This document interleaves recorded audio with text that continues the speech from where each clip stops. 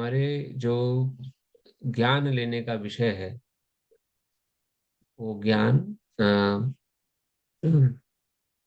लेने के पीछे उद्देश्य क्या है, ये आज का हमारा शीर्षक रहेगा।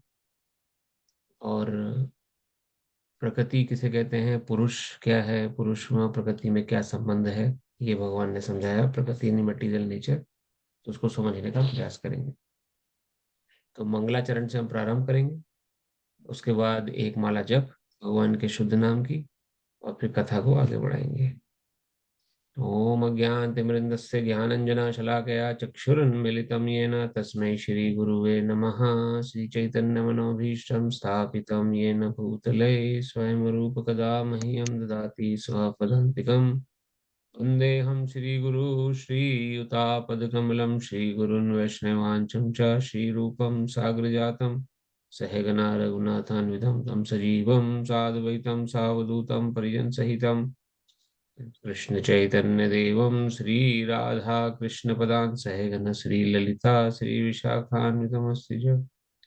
हे कृष्ण करुणा सिंधु दीन बंधु जगतपते गोपेश गोपिका कांत श्री राधा कांत नमोस्तुते। जयतां सूरतौ पंगुर्ममः मंदमतेर्गति मत्सर्वस्य पदाम्बोजो श्री राधा मदन मोहनो दिव्यद्वृन्दावरण्य कल्पद्रुमाद श्रीमद्रत्नागर सिंहासनस्थौ श्रीमद् राधा श्रीगोविंद देवो पृष्ठालिभिः सेव्यमानो स्मरामि। श्रीमान् रासरसारम्भी वंशीवटातटस्थितः कर्षन् वेणुस्वनैर्गोपीर्गोपीनाथ श्रियस्तु नः। सप्तकाञ्चन गौरङ्गे श्रीराधे वृन्दावनेश्वरी वृषभानुसुते देवी प्रणमामि हरिप्रिये। वाञ्छाकल्पतरुभ्यश्च कृपा सिन्धुभ्यैव च पतितानां पावनेभ्यो वैष्णवेभ्यो नमो नमः। जय श्री कृष्ण चैतन्य प्रभु नित्यानंद श्री अद्वैत गदाधर श्रीवासादि गौर भक्तवृंदा। हरे कृष्ण कृष्ण कृष्ण हरे हरे, हरे राम राम राम हरे हरे, हरे कृष्ण कृष्ण कृष्ण हरे हरे, हरे राम राम राम हरे हरे, हरे कृष्ण कृष्ण कृष्ण हरे हरे, हरे राम राम राम हरे हरे। नारायणं नमस्कृत्यं नरं चैव नरोत्तमं देवीं सरस्वतीं व्यासं ततो जयमुदीरये। नष्टप्राय स्वभद्रेषु नित्यं भागवत सेवया भगवते उत्तम श्लोके भक्तिर्भवती नैष्टिकी। श्रीमद् भगवद गीता यथारूप की जय। भगवान की वाणी भगवद गीता की जय। कृष्णचंद्र भगवान की जय। गौरचंद्र भगवान की जय। जगत गुरु श्रील प्रभुपाद की जय। सदगुरुदेव महाराज की जय। गुरु महाराज की जय। नमो विष्णु पदाय कृष्ण पृष्ठाय भूतले श्रीमते नवयोगेंद्र स्वामिनी नामिने नमस्ते। प्रभुपाद देवे नाम संकीर्तन प्रचारिणे निर्विशेष शून्यवादी समस्त देश तारिणे।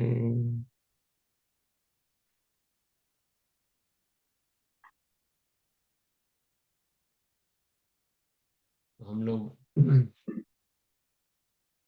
भगवद गीता को पढ़ते हुए 12वां अध्याय, जैसे हमने पिछले हफ्ते बताया था कि प्रथम 6 अध्याय जो हैं वो कर्म योग से भक्ति योग। असल में भगवत गीता का जो मूल उद्देश्य है वो भक्ति योग तक पहुंचना है।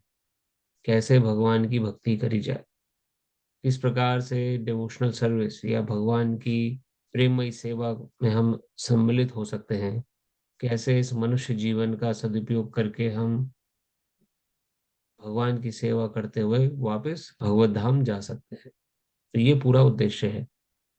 हम सभी का उद्देश्य भगवत धाम वापस जाना है। अगर हमारा उद्देश्य वो नहीं होगा तो ऑटोमेटिकली हमारा उद्देश्य सेट क्या हो जाएगा, संसार में वापस आना। दो ही प्रोग्राम है इस जगत के। एक प्रोग्राम तो ऐसा है जो कि भगवान के धाम ले जा सकता है, और दूसरा प्रोग्राम ऐसा है जो वापस से संसार में हमें डाल देगा। अब वापस जब हम संसार में आएंगे तो हमें पता नहीं किस रूप में आएंगे। मनुष्य बन के आ सकते हैं कर्म के अनुसार, या पशु बन सकते हैं, कीट पतंग बन सकते हैं, कीड़े मकोड़े बन सकते हैं। ये सब शास्त्र विदित है, वेदों में इसका वर्णन आया है अलग अलग कथाओं के माध्यम से और अलग अलग विचारों के माध्यम से। भगवान ने वेदों में इस बात को अंकित किया है कि जिस प्रकार का कर्म रहेगा उस प्रकार का शरीर मिलेगा।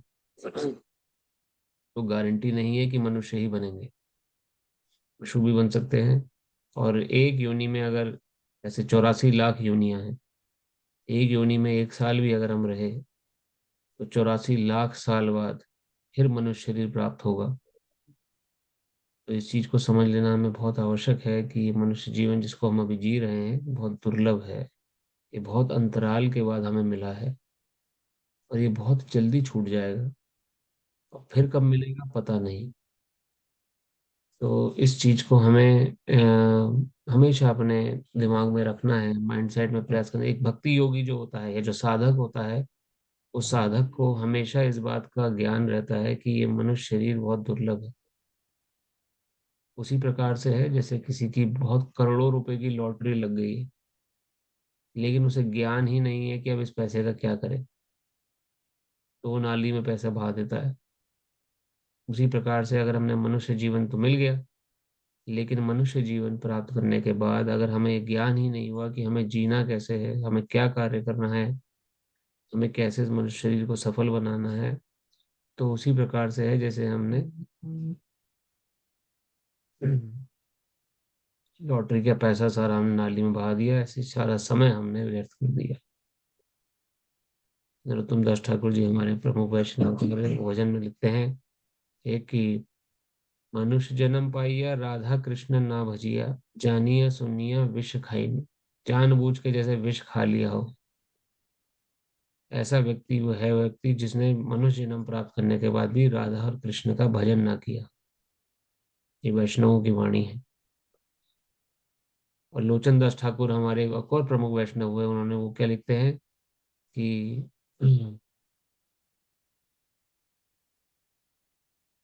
आ, लोचन बोले सही पापी, एलो और गैलो। एलो और गैलो मीन्स आया और चला गया। ऐसा पापी जिसने कि ऐसा व्यक्ति जिसने कि राधा कृष्ण का भजन करना ना तो सीखा हो, ना किया हो, जिसने कभी इसको सिर्फ संसार से ही छुट्टी ना मिली हो, इसी संसारिक बातों में ही लगा रहा हो, तो ऐसा व्यक्ति आया और चला गया, ऐसा समझना चाहिए।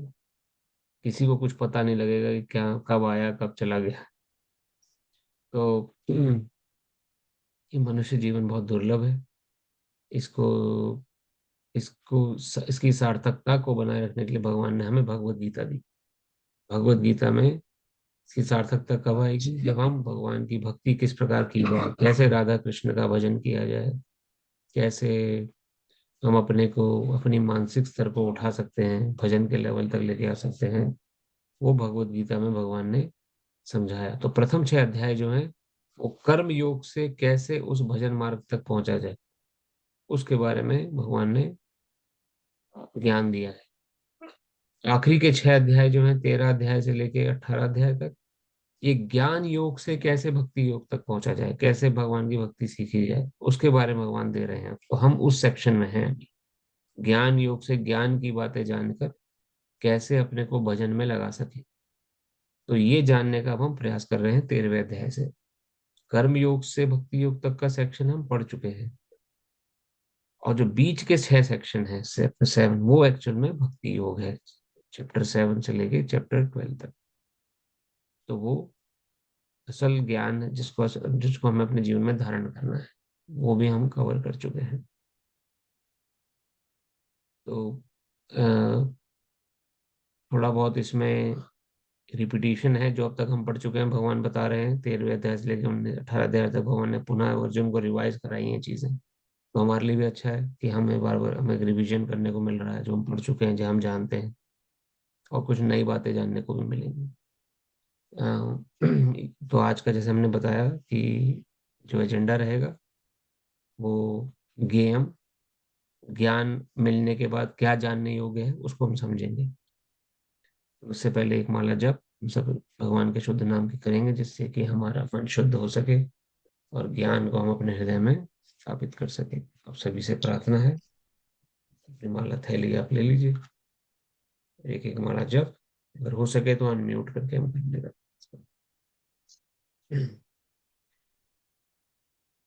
नमः ओम विष्णुपदाय कृष्णपृष्ठाय भूतले श्रीमते नवयुगेन्द्र स्वामिनीत नामे नमस्ते। प्रभुपाद देवे नाम संकीर्तन प्रचारण निर्विशेष शून्यवादी समस्त देश तारिणे। नमः ओम विष्णुपदाय कृष्णपृष्ठाय भूतले श्रीमते भक्ति वेदांत स्वामिनीत नाम्ने नमस्ते। सरस्वती देवे गौरवाणी प्रचारण निर्विशेष शून्यवादी पाश्चात्य देश तारिणे। जय श्री कृष्ण चैतन्य प्रभु नित्यानंद श्री अद्वैत गदाधर शिवासादि गौर भक्त। हरे कृष्ण कृष्ण कृष्ण हरे हरे, हरे राम हरे राम राम राम राम हरे हरे हरे, हरे कृष्ण हरे कृष्ण कृष्ण कृष्ण कृष्ण हरे राम हरे हरे राम राम राम राम राम हरे हरे। हरे हरे कृष्ण कृष्ण कृष्ण कृष्ण हरे हरे, हरे हरे हरे राम राम राम हरे हरे, हरे कृष्ण कृष्ण कृष्ण कृष्ण हरे हरे, हरे राम राम राम हरे हरे हरे कृष्ण हरे कृष्ण कृष्ण कृष्ण हरे हरे, राम राम हरे राम राम हरे हरे, हरे कृष्ण कृष्ण कृष्ण हरे कृष्ण हरे, हरे हरे राम राम हरे हरे, हरे कृष्ण कृष्ण हरे हरे, राम राम राम राम हरे हरे, हरे कृष्ण कृष्ण कृष्ण कृष्ण हरे हरे, राम राम हरे हरे, हरे कृष्ण कृष्ण कृष्ण कृष्ण हरे कृष्ण हरे, हरे हरे हरे हरे राम राम राम राम हरे हरे, हरे हरे हरे कृष्ण कृष्ण हरे हरे, हरे राम हरे हरे, हरे हरे कृष्ण कृष्ण हरे हरे, राम राम हरे राम हरे, हरे हरे हरे हरे कृष्ण कृष्ण कृष्ण कृष्ण हरे हरे हरे, कृष्ण कृष्ण कृष्ण कृष्ण हरे राम हरे हरे हरे, हरे कृष्ण हरे हरे, कृष्ण हरे हरे हरे राम हरे राम हरे, राम हरे हरे हरे कृष्ण कृष्ण हरे हरे, कृष्ण हरे हरे राम राम हरे राम हरे, हरे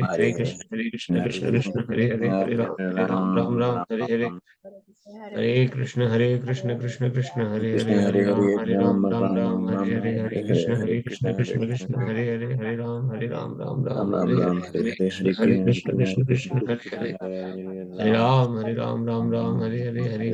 कृष्ण कृष्ण हरे हरे, हरे राम राम राम हरे राम हरे, हरे हरे हरे कृष्ण कृष्ण कृष्ण कृष्ण हरे कृष्ण हरे, हरे हरे राम राम हरे हरे, हरे कृष्ण हरे हरे, राम हरे हरे, हरे हरे कृष्ण कृष्ण हरे कृष्ण हरे, हरे हरे राम हरे हरे, हरे कृष्ण हरे कृष्ण कृष्ण हरे हरे, हरे राम राम हरे हरे, हरे हरे कृष्ण हरे कृष्ण हरे हरे राम हरे हरे, हरे कृष्ण हरे हरे, हरे राम राम हरे हरे, राम हरे हरे हरे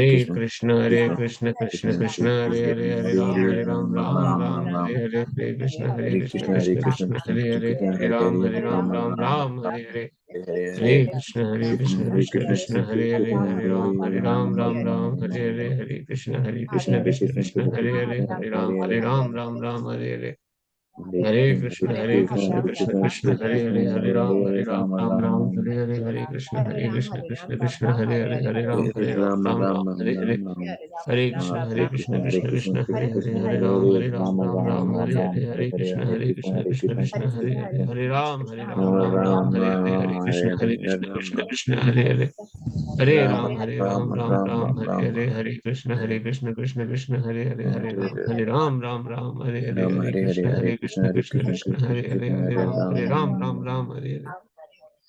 राम हरे हरे, हरे कृष्ण हरे हरे, हरे राम हरे हरे, राम हरे हरे हरे हरे कृष्ण हरे कृष्ण हरे हरे, हरे राम हरे हरे, हरे कृष्ण हरे हरे, हरे राम हरे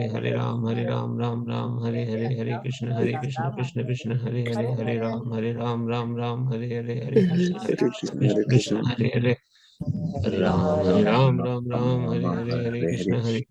हरे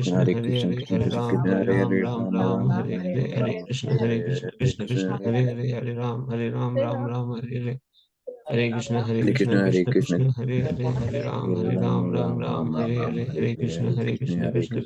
हरे, हरे राम हरे हरे, हरे कृष्ण हरे हरे, हरे राम हरे हरे, हरे कृष्ण हरे हरे, हरे राम हरे हरे, हरे कृष्ण हरे कृष्ण कृष्ण कृष्ण हरे कृष्ण हरे, कृष्ण हरे हरे राम हरे हरे, हरे हरे कृष्ण कृष्ण हरे कृष्ण हरे, कृष्ण कृष्ण राम हरे राम हरे, हरे हरे हरे हरे कृष्ण कृष्ण कृष्ण हरे कृष्ण हरे, हरे हरे हरे राम राम राम हरे हरे, राम हरे हरे हरे कृष्ण कृष्ण हरे कृष्ण हरे, कृष्ण कृष्ण हरे हरे राम हरे हरे, हरे हरे कृष्ण कृष्ण कृष्ण हरे कृष्ण हरे, कृष्ण हरे राम, राम हरे हरे, हरे कृष्ण कृष्ण हरे कृष्ण कृष्ण कृष्ण हरे कृष्ण हरे हरे हरे हरे राम राम राम राम राम राम राम हरे हरे हरे कृष्ण हरे कृष्ण कृष्ण कृष्ण कृष्ण कृष्ण कृष्ण हरे हरे राम राम राम राम राम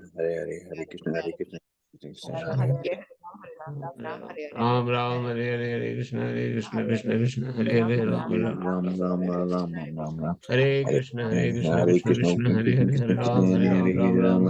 हरे कृष्ण हरे कृष्ण हरे राम हरे राम राम राम राम हरे कृष्ण कृष्ण हरे हरे हरे राम हरे राम राम हरे हरे कृष्ण कृष्ण कृष्ण हरे कृष्ण राम कृष्ण राम हरे राम हरे हरे राम राम हरे हरे कृष्ण कृष्ण कृष्ण कृष्ण हरे राम राम हरे कृष्ण कृष्ण हरे राम राम राम राम राम हरे कृष्ण हरे कृष्ण कृष्ण हरे राम राम राम हरे श्री कृष्ण चैतन्य प्रभु नित्यानंद श्री अद्वैत गदाधर श्रीवासादि गौर भक्तवृंद की जय श्री कृष्ण चैतन्य प्रभु नित्यानंद श्री अद्वैत श्रीवासादि गौर भक्तवृंद श्री कृष्ण चैतन्य प्रभु नित्यानंद श्री अद्वैत गदाधर श्रीवासादि गौर भक्तवृंद की जय।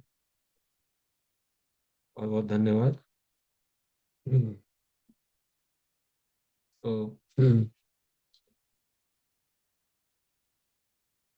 फिर वे अध्याय को प्रारंभ करते हैं।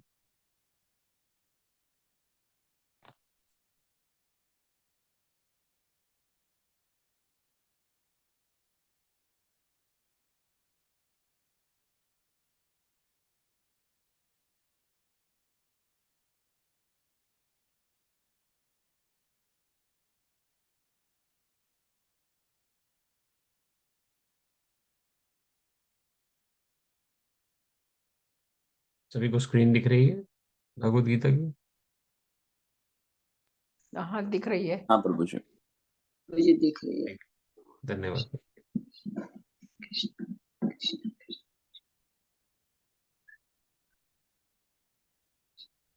तो इसमें भगवान अभी तक जैसे हमने वर्णन किया, हम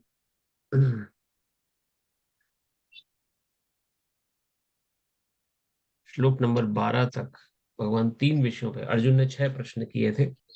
6 प्रश्न में से पहले अर्जुन का प्रश्न था कि प्रकृति क्या है, इससे जो नेचर हम बोलते हैं, व्हाट इज दैट नेचर। प्रकृति क्या है, पुरुष कौन है, पुरुष अर्थात प्रकृति को भोगने वाला, यानी वास्तव में हमारा स्वरूप क्या है। पुरुष में यहाँ पर दो चीजें आती हैं। एक तो पुरुष जो कंट्रोलर होता है, जो दोहन करता है प्रकृति का, जो कि इस्तेमाल, जो कि उत्पाद या भी उपयोग में लाता है। तो जीवात्मा को पुरुष कहा गया है यहाँ पर, और परमात्मा को भी पुरुष कहा गया है। क्षेत्र किसे कहते हैं, अर्जुन का तीसरा प्रश्न। क्षेत्र अर्थात हमने समझा शरीर हमारा, हर किसी का अपना अपना क्षेत्र है, हर कोई अपने अपने क्षेत्र से अवगत है, जानता है, उसे क्षेत्रज्ञ बोला गया है। जो क्षेत्र को जानने वाला उसे क्षेत्रज्ञ। तो क्षेत्रज्ञ दो प्रकार के हैं, एक तो है जीवात्मा और एक परमात्मा। जीवात्मा खाली अपने क्षेत्र को जानता है, जैसे एक किसान खाली अपने खेत के बारे में जानता है,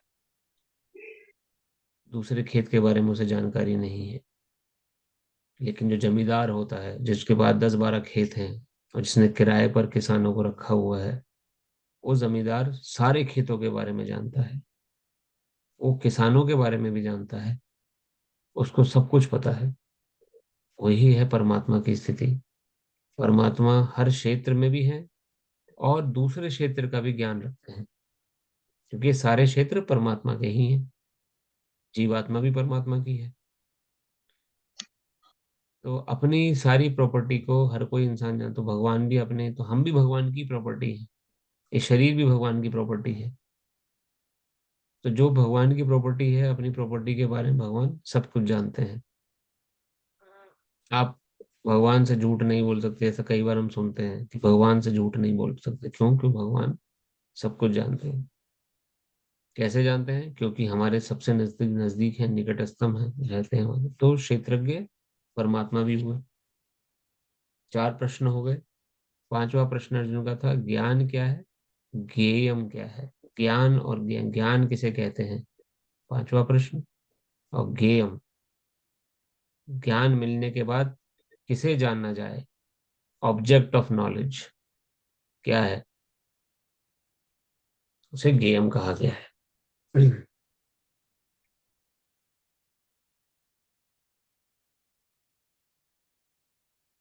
तो यहाँ हम 12 अध्याय, 12 जो हमारे श्लोक हैं, इसमें हम खाली 3 प्रश्नों के उत्तर अभी मिले हैं हमें। एक तो क्षेत्र किसे कहते हैं, क्षेत्रज्ञ किसे कहते हैं, और ज्ञान क्या है। तो आज 13वें श्लोक से हम आगे बढ़ेंगे। इसको हम पढ़ चुके हैं, लेकिन एक बार ये हमारा 13 14 हमने हल्का सा रिवीजन किया था। लेकिन सेक्शन क्या है, 13 से लेके 19 श्लोक तो हैं। ये 13 से लेके 19 श्लोक जो है, ये पूरा गेम के ऊपर है, भगवान ने बताया है। तो इस सेक्शन को पढ़ेंगे हम, और इसके बाद जो बचे हुए सेक्शन रह जाएंगे, क्या रह जाएगा, प्रकृति और पुरुष के बारे में detailed information.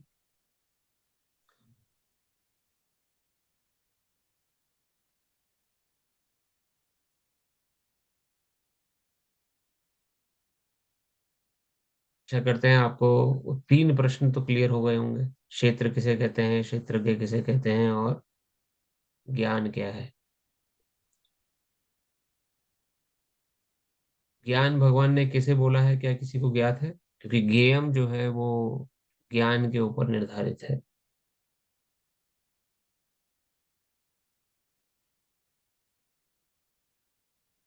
Any one point, या टोटल कितने पॉइंट्स बोले भगवान ने ज्ञान के ऊपर? ज्ञान, ज्ञान 20 कैटेगरीज का होता है, 20 टाइप्स ऑफ ज्ञान से कहा गया है, जो जिसको देख के समझा जाए कि ये व्यक्ति ज्ञानी है।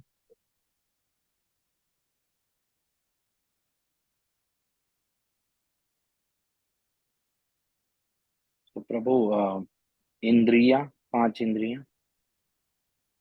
वो तो प्रभु क्षेत्र है, शरीर का पार्ट हो गया, कंपोजिशन ऑफ बॉडी। अभी हम ज्ञान पे हैं। तो अगर हम ज्ञान समझें,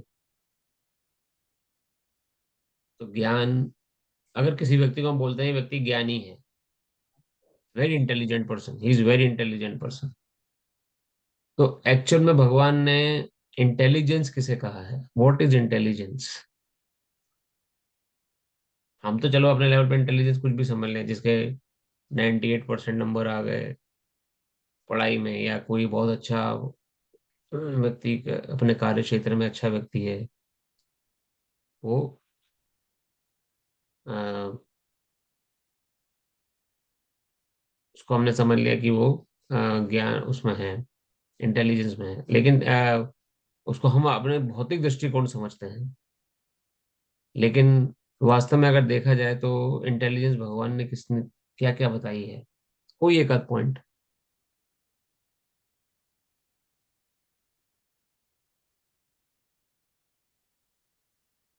प्रभु जी, सब में जी समान माता जी। भाव रखे, ना खुश में खुशी हो, अधिक खुशी हो ना अधिक दुख में दुखी हो।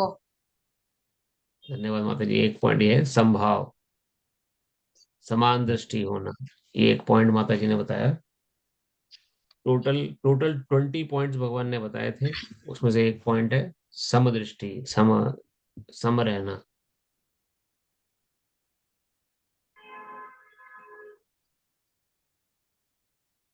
ये जो श्लोक का सेक्शन है, ये मैं आपको बताता हूँ, ये बहुत इंपॉर्टेंट है। ये 8 से लेके 12, अगर ये आप याद कर सकें बहुत अच्छा होगा। अमानित्वम अधम्मित्वम शांतिम अर्जुमम आचार्य उपासनम शौचम स्थैर्यम आत्म विनिग्रह। तो आत्म विनिग्रह वाला पॉइंट जी बता चुकी है। और ये 8 से लेके श्लोक नंबर 12 जो है, ये 20 पॉइंट हैं टोटल, जो भगवान ने बताया है ज्ञान के सूचक हैं।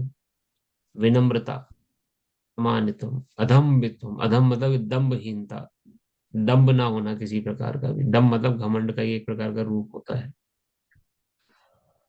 लेकिन घमंड से थोड़ा सा अंतर होता है उसमें। विनम्रता, दम्भहीनता, अहिंसा, दूसरे की अब अहिंसा खाली शारीरिक अहिंसा नहीं होती है। अहिंसा में हमने समझा था किसी को मेंटली टॉर्चर भी करना हिंसा कहलाई जाती है। जैसे आप मेंटली किसी को टॉर्चर कर रहे हैं या कुछ प्रॉब्लम उसके लिए क्रिएट कर रहे हैं, तो वो भी हिंसा की कैटेगरी में आती है। अहिंसा रखना बहुत जरूरी है। सहिष्णुता, सहिष्णुता से सहनशीलता, सहनशील रहना। सरलता, सरल स्वभाव। जैसे भगवान राम ने कहा, निर्मल मन, निर्मल मन जन सोही मोहि पावा, मोहे छल कपट छल छिद्र न भावा। भगवान श्री राम वर्णन करते हैं, जो निर्मल मन वाले जन हैं, निर्मल मन जन सोही मोहे पावा, वही मुझे प्राप्त कर पाते हैं। मोहे छल कपट छल छिद्र न भाव, मुझे छल कपट जो है ये मुझे भाता नहीं है। तो व्यवहार में सरलता। प्रामाणिक गुरु के पास जाना, प्रामाणिक गुरु के पास जाना अर्थात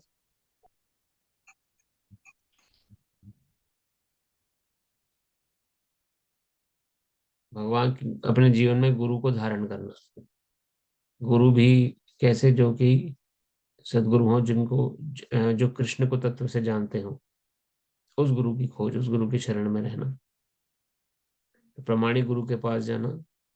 पवित्रता, अंदर और बाहर की, मतलब ऊपरी शारीरिक पवित्रता भी और मन से भी पवित्र विचार रखना, जिसके अंदर ये हो जाते हैं। ये प्रैक्टिकल चीजें हैं जिसके अंदर ये हो जाती हैं, वो इंटेलिजेंस सूचक है। वो इंटेलिजेंट व्यक्ति है जो इन जीवन चीजों को प्राप्त कर रहा है। स्थिरता, स्थिरता अर्थात हर परिस्थिति में संभाव। आत्मसंयम, इंद्र तृप्ति के विषयों का परित्याग। इंद्र तृप्ति क्या है? किसी प्रकार की भी इंद्रिय सुख, जिसको कि जैसे कुछ लोगों का सिगरेट स्मोकिंग, शराब, ये सब चीजें पीने में प्रवृत्ति रहती है, इंद्रियों को सुख भोग रहते हैं, या गलत चीजें देखना चाहते हैं या सुनना चाहते हैं, इंद्रियों का भोग। तो हमारे गुरु में वर्णन करते हैं कि भोग में तूने मन लगाया, भोग ही तुझको भोग गए। भोग करने की हमने सोची, लेकिन ये भोग करते करते हम खुद ही भोग के भोग बन गए। अर्थात गलत कामों में प्रवृत्ति करी, भगवान के प्रति मन नहीं लगा, और शास्त्रों की बातों के प्रति ध्यान नहीं गया, तो हमारा जीवन भोग करते करते ही भोग ही हमको भोग जाएंगे। इन दिव्यों के विषयों का परित्याग, परित्याग अर्थात डिटैचमेंट उनसे। इंद्र तृप्ति के विषय क्या है?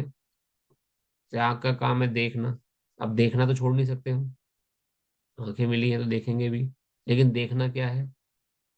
हमें देखना है भगवान के श्री विग्रह के दर्शन करने हैं रोज। इन आंखों की सार्थकता यही है कि ठाकुर जी के दर्शन हो रोज, उनके श्री विग्रह के। कानों की सार्थकता क्या है? कि रोज भगवान की कथा श्रवण हमारे कंठ में पड़े। निंदा चुगली में तो हमें बड़ा हमारा मन लगता है। बहुत सुंदर भजन है,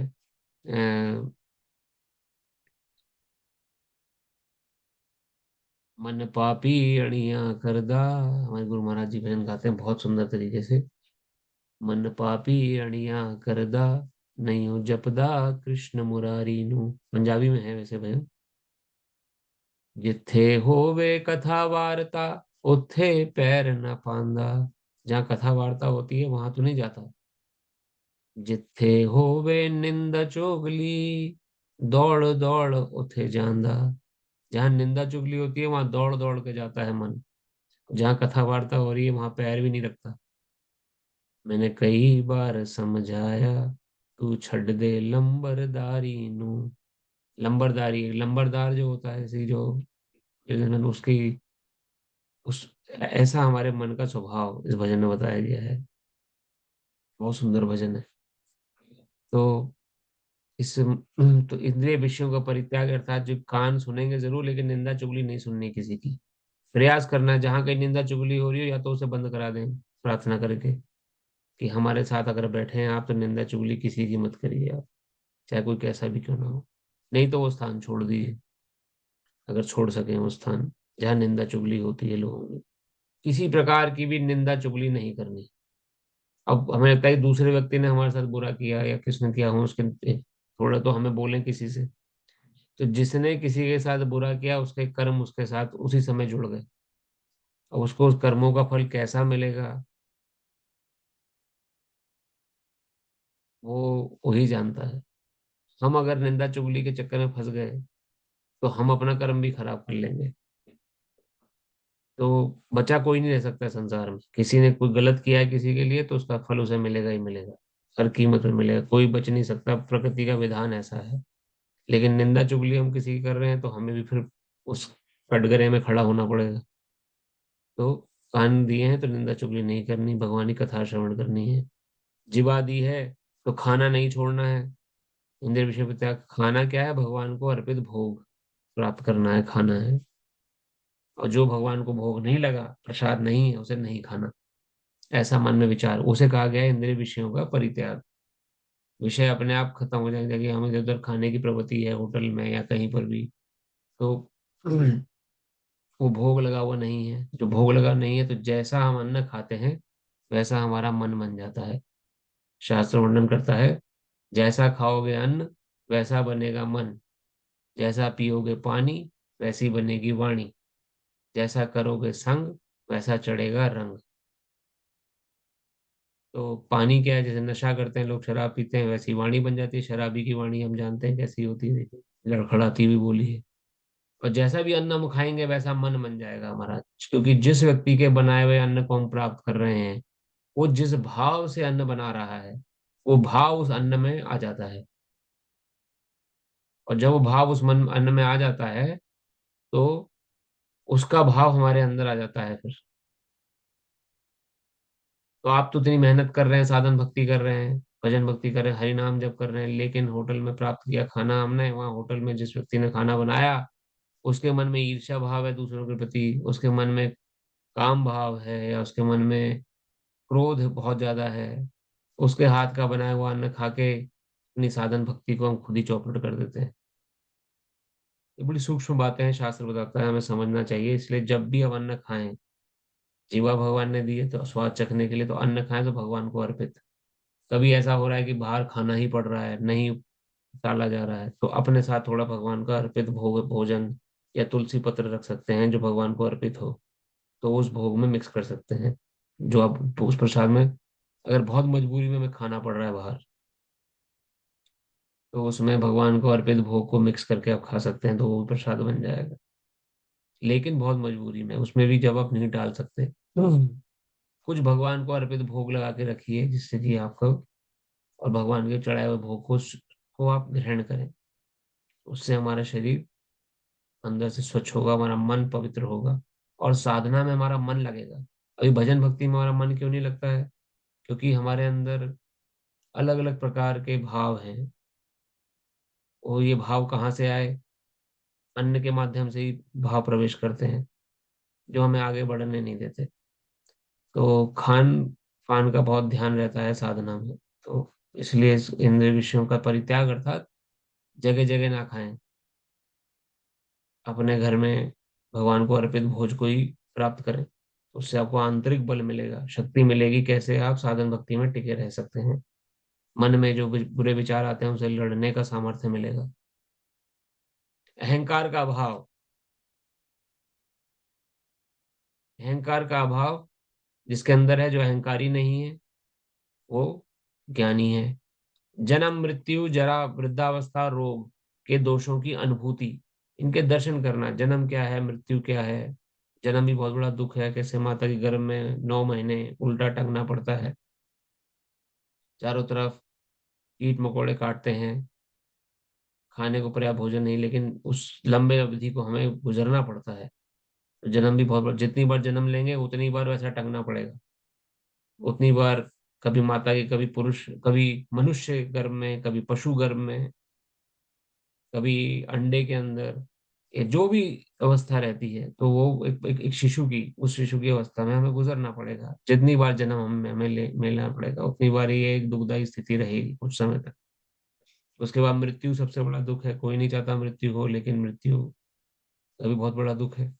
उसके बाद वृद्धावस्था, वृद्धावस्था यानी कि बुढ़ापा, बुढ़ापा अपने आप में कई रोगों को लेके आता है, और रोग अपने आप में स्वयं बहुत बड़े, कोई भी रोग हो जाए तो इंसान दुखी हो जाता है।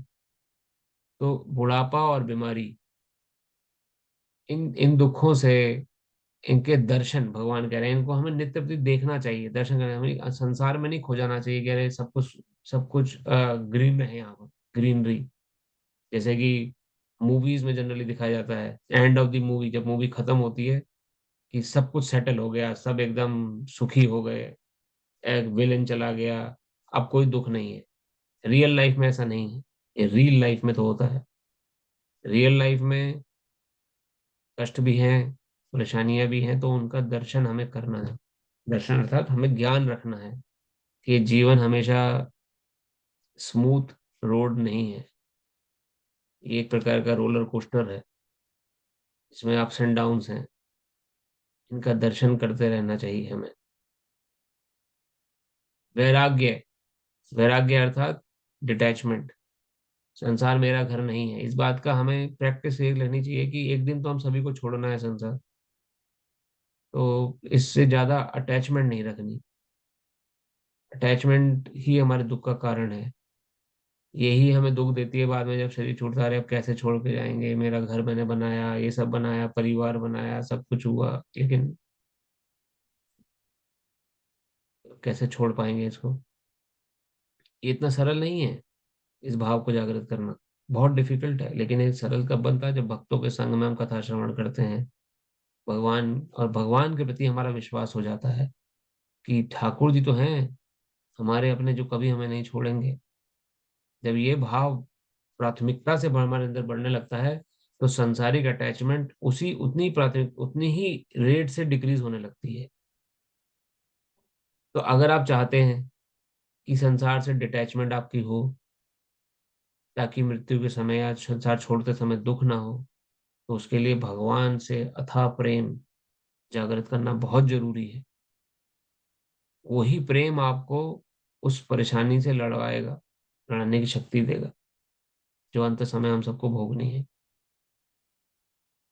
अगर वो प्रेम ही हमने जागृत नहीं किया भगवान के प्रति, भगवान के भजन भक्ति के प्रति हम जागृत ही नहीं हुए, जागरूक नहीं हुए, और उनके प्रति हमारा श्रद्धा भाव नहीं जगा, खाली परिवार में संसार में ध्यान लगा रहा, तो बड़ी दुखदाई स्थिति रहती है। 40,000 बिच्छू जैसे काटे उतना दर्द होता है, शास्त्र बोलता है। शास्त्र वर्णन है मृत्यु के समय जीव को, एक बिच्छू काट ले तो कितना दर्द है। 40,000 बिच्छू अगर एक साथ डंक मारे,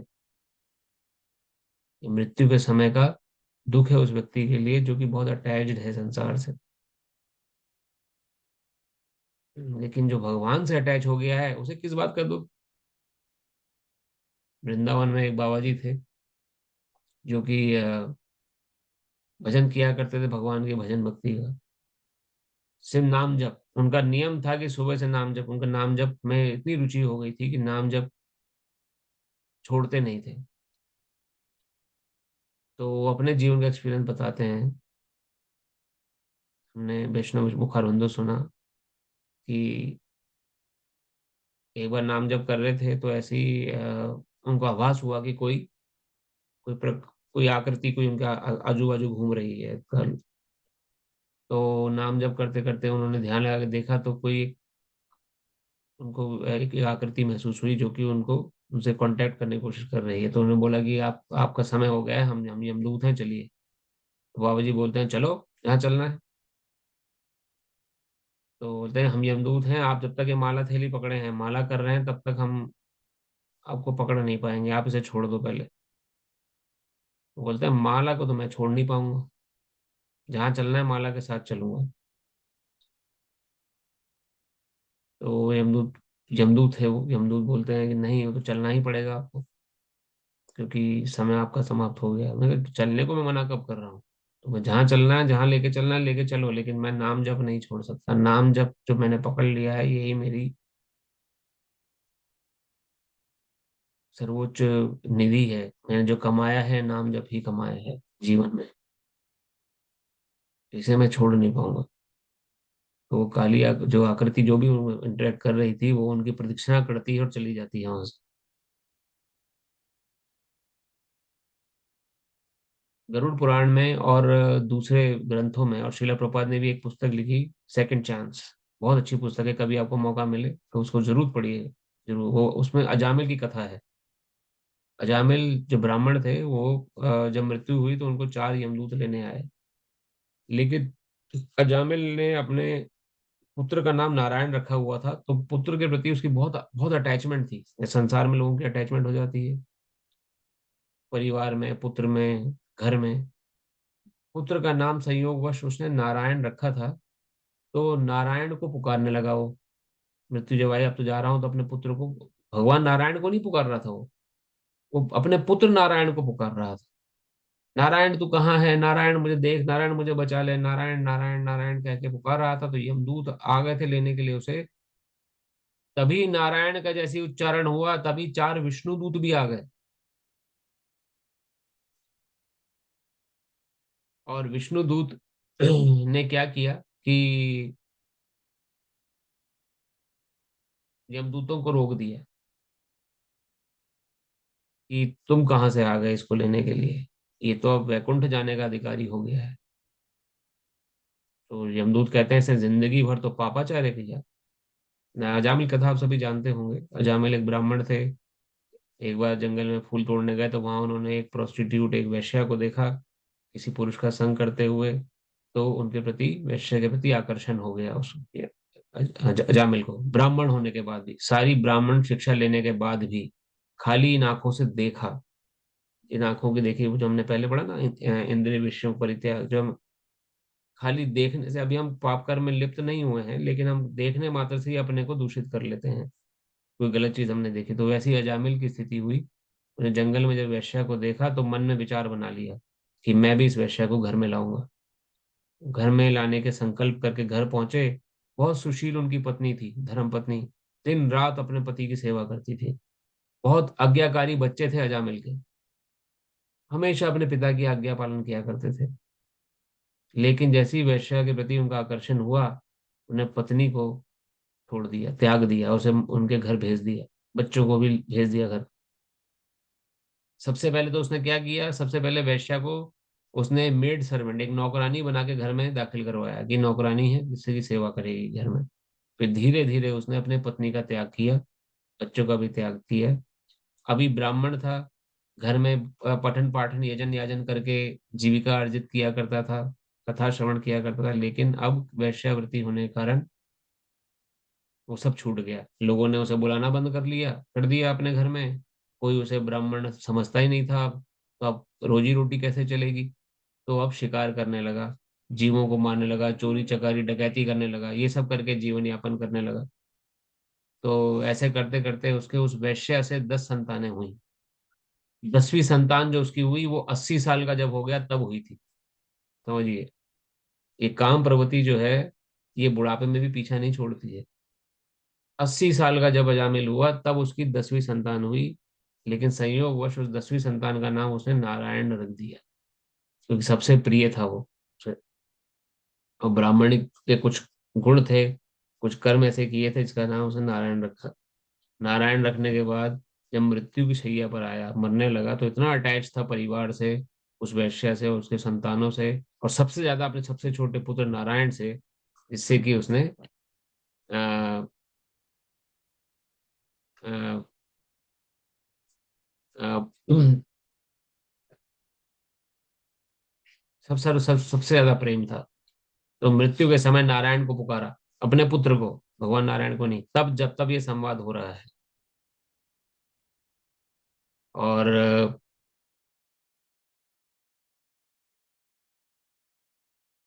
जब ये जब यमदूतों ने देखा कि अभी मर रहा है, तो उसको लेने के लिए पहुंच गए 4 यमदूत। और जैसे ही उसे नारायण पुकारा, वैसे ही 4 विष्णु दूत भी आ गए। तो उन विष्णु दूतों ने तुरंत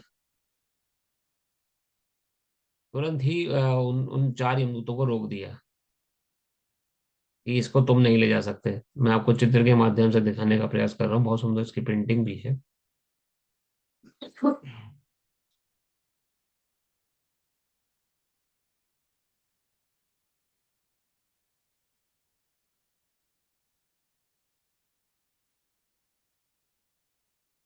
देख रहे होंगे इस समय सामने। इस प्रकार से ये यमदूत,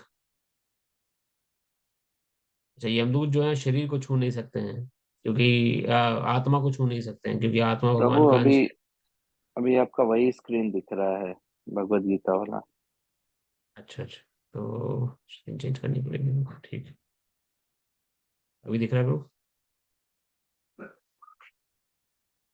हाँ अभी दिख रहा है। धन्यवाद प्रभु।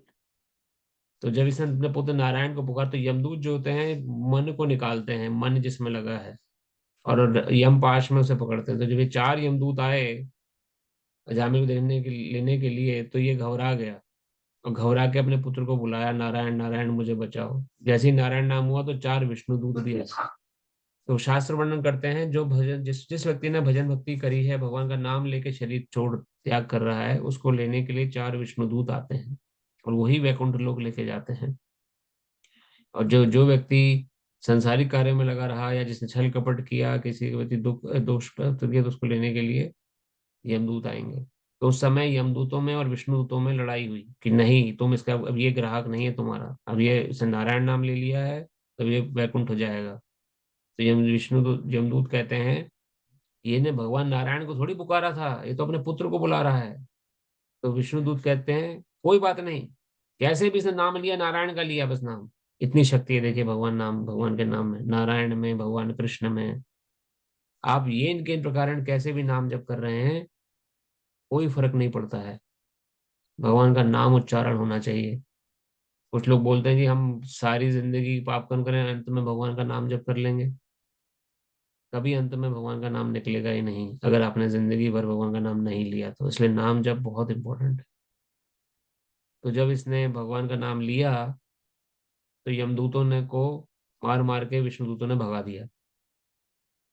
तो यमदूत जब यमराज जी के पास जाते हैं, यमराज जी से कहते हैं आज तो बड़ी अजीब घटना हुई, क्योंकि यमराज जी यमदूतों के अधिष्ठाता हैं। यमराज जी ने पूछा क्या हुआ, तो ये कि ऐसे ऐसे हम अजामिल नाम के एक ब्राह्मण को लेने गए थे, क्योंकि आपने ही भेजा था हमें उसको लेने के लिए, पापाचारी व्यक्ति था। लेकिन वहां तो बड़े चार दिव्य पुरुष आ गए उसको बचाने के लिए, ऐसा तो आज तक नहीं हुआ। हम जिसको लेने गए हों और लेके ना आ पाए हों, उन्होंने तो हमें मार मार के भगा दिया। तो यमराज जी पूछते हैं क्या हुआ था, कैसे उसने, तो उनका बस वो अपने पुत्र नारायण को बुला रहा था। तो यमराज जी कहते हैं ओह, यम नारायण बुलाया गया। तो नारायण तो यमराज जी के भी इष्ट देव हैं। यमराज जी परम भक्त हैं, 12 महाजनों में से उनका भी नाम आता है। 12 प्रमुख भक्त जो भगवान के हैं, उसमें यमराज जी का भी नाम है। तो यमराज जी देखते हैं ऐसा कैसे, मैंने कैसे भेज दिया एक भक्त के पास, तो उन्होंने दिखाया अच्छा, तो नाम का प्रभाव हो गया। तो इतना अंत समय उसने नाम लिया, इसलिए तब यमराज जी ने इंस्ट्रक्शंस दी हैं अपने सभी यमदूतों को। आप गरुड़ पुराण में पढ़ सकते हैं, अन्य ग्रंथों में इसको पढ़ सकते हैं, और प्रभुपाद जी ने पुस्तक लिखी सेकंड चांस, उसमें वर्णन आया है यमराज जी ने क्या इंस्ट्रक्शन दिए यमदूतों को। जिसने एक बार भी कृष्ण नाम लिया हो मन से, जिसने कंठी माला, तिलक, शिखा, ये सब धारण किया हुआ हो, जो भगवान का नाम जप करता हो, उसके पास फटकना भी मत। जाने की बात दूर छोड़ दो आप। जो तुलसी धारण करता हो गले में, जो तुलसी रखता, जो तुलसी माला की जप करता हो, तो ऐसा यमराज जी के इंस्ट्रक्शंस हैं शास्त्रों के अनुसार। तो जब अगर हमने इतना अर्जित कर लिया, यानी कि ये प्रैक्टिस हम अपने जीवन में हम ले आए कि भगवान के नाम जप करना है, तिलक लगाना है, कंठी रखनी है, शिखा रखनी है पुरुषों को, या तो यमदूतों से तो ऑटोमेटिकली बच जाएंगे। भूत प्रेतों की बात तो छोड़ दीजिए आप, जो भूत प्रेत हैं वो तो यमदूतों से नीचे ही आते हैं। कभी ऐसे व्यक्ति को पूरी चीजें सताती नहीं है, परेशान नहीं करती हैं।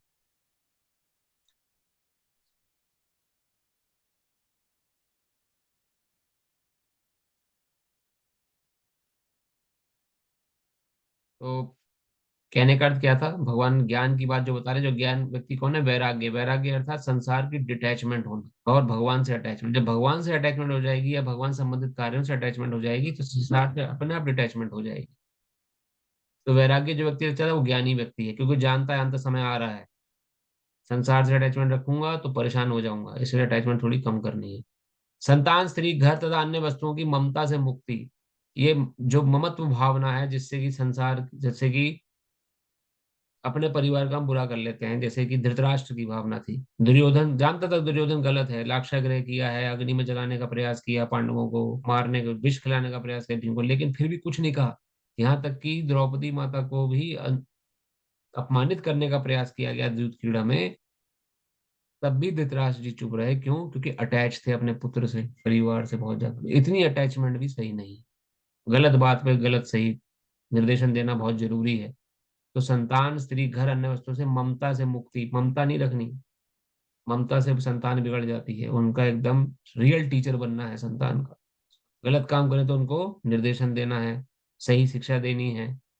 भले ही उनको तकलीफ हो रही हो उस समय थोड़ी सी, लेकिन अब हम दूरदृष्टि रखते हुए देखना है कि संतान का भला किसमें है।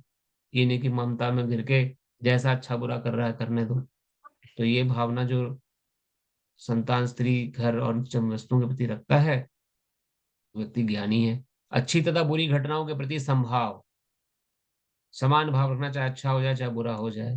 मेरे प्रति निरंतर अनन्य भक्ति, मेरे अर्थात भगवान के प्रति अनन्य भक्ति। एकांत स्थान में रहने की इच्छा, यानी कि ज्यादा हमें भीड़ भड़ाके में रहना नहीं है। लोगों की जो संसारिक व्यक्ति हैं भीड़ भड़ाका करेंगे, उन्हीं के संग करेंगे तो उनके जैसे बन जाएंगे। इसलिए एकांत स्थान अर्थात अपने में रिजर्व रह के भगवान की भक्ति के प्रति जागरूक रहना। जन समूह से बिलगाव, ज्यादा जन समूह नहीं करना, तभी हम अकेले रह पाएंगे। जन समूह से ज्यादा जन, क्योंकि जन जो है जैसा संग करेंगे, जन में हर कोई तरह के जन आते हैं, फिर उनका जैसा विचारों वाले व्यक्ति को आप संग करोगे वैसा आपको रंग चढ़ ही जाएगा।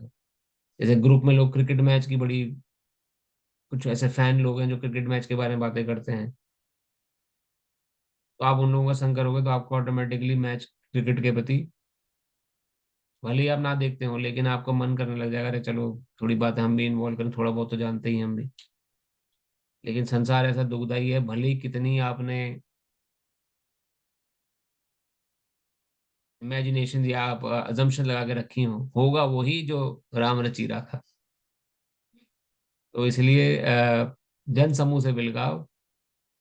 आत्म साक्षात्कार की महत्ता को स्वीकारना, आत्म साक्षात्कार अर्थात मैं कौन हूँ, वास्तव में मेरा स्वरूप क्या है, मैं आत्मा हूँ, उसके बाद मुझे क्या कार्य करना है, कार्य करने का मतलब कर्म योग क्या है, कैसे कर्म योग को अपने जीवन में लेके आ सकता हूँ। तो ये सब आत्म साक्षात्कार के विषय हैं। उसकी महत्ता को स्वीकारना कि वाकई में जरूरी है, जानना है, जानना जरूरी है कि मेरा वास्तविक स्वरूप आत्मा है। कुछ लोग होते हैं ना, सुन लेते हैं अरे आत्मा है, लेकिन टेकन फॉर ग्रांटेड। अरे 1000 बार सुना है कि हम आत्मा है, लेकिन क्या पड़ा है किसी को सोचने का? हम तो वही करेंगे जो करते आ रहे हैं। तो महत्ता को हमने स्वीकारा नहीं। महत्ता को स्वीकारना अर्थात हम समझ गए कि मैं आत्मा हूं, अब मुझे क्या करना है, कैसे विचार बनाने हैं, कैसे सोचना है, कैसे जीवन जीना है, ये महत्ता को स्वीकारना होगा। परम सत्य की दार्शनिक खोज, दार्शनिक अर्थात एनालिटिकल स्टडी। परम सत्य यानी कि ये संसार किसके द्वारा चल रहा है, उसकी एनालिटिकल स्टडी। ऐसे नहीं किसी ने बोल दिया कि भगवान सबसे बड़े हैं, उनकी पूजा करा करो, आपको क्यों, क्या मिलेगा उससे, क्या हासिल हो, कैसे मैं प्राप्त करूंगा भगवान। जो हम जानने का प्रयास कर रहे हैं भगवता में, ये एनालिटिकल स्टडी है। इन सबको मैं ज्ञान घोषित करता हूँ। कौन कह रहे हैं? भगवान। तो ये 20 टॉपिक जो हैं, ये 20 के 20 टॉपिक ज्ञान है। और इसके अतिरिक्त जो भी है वे सब अज्ञान है। ये भगवान की वाणी है। तो इन सब चीजों को अगर हम प्रैक्टिस में लेके आते हैं तो ज्ञानी बन सकते हैं। इन श्लोकों को आप कृपया ध्यान रखिए, हो सके तो याद कर लीजिए। ये 20 पॉइंट है, रोज का एक पॉइंट याद करेंगे तो 20 पॉइंट याद हो जाएंगे। और जब कभी भी मन इनसे विपरीत जाने का प्रयास करेगा तो एकदम आपको यह ध्यान आ जाएगा, नहीं ये ज्ञान नहीं है। भगवान ने ज्ञान क्या बताया है? हमें सहनशील रहना है। सहनशीलता मेरे जीवन में बहुत जरूरी है। सम दृष्टि रखनी है। अच्छे बुरे समय में मुझे एक भाव रखने का प्रयास करना है। सफल होऊंगा नहीं होऊंगा मुझे पता नहीं, कोई बात नहीं। सब, अब अर्जुन भी कितने विषय भगवान के वरिष्ठ भक्त थे, लेकिन जब उनके पुत्र अभिमन्यु की मृत्यु हुई तो इतना फूट फूट कर रोए। बहुत के उन्होंने भगवत गीता सुन चुके थे वो भगवान से। अब कोई कहे जी अर्जुन तो भगवत गीता सुन चुके हैं, फिर उनको क्यों अब दुख हो रहा है अपने पुत्र की मृत्यु पर? वो तो आत्मा थी, चली गई। एक ज्ञान को रख, लेकिन फूट फूट के रोए अर्जुन। लेकिन भगवत गीता ने फिर क्या उनके जीवन में करामात करी?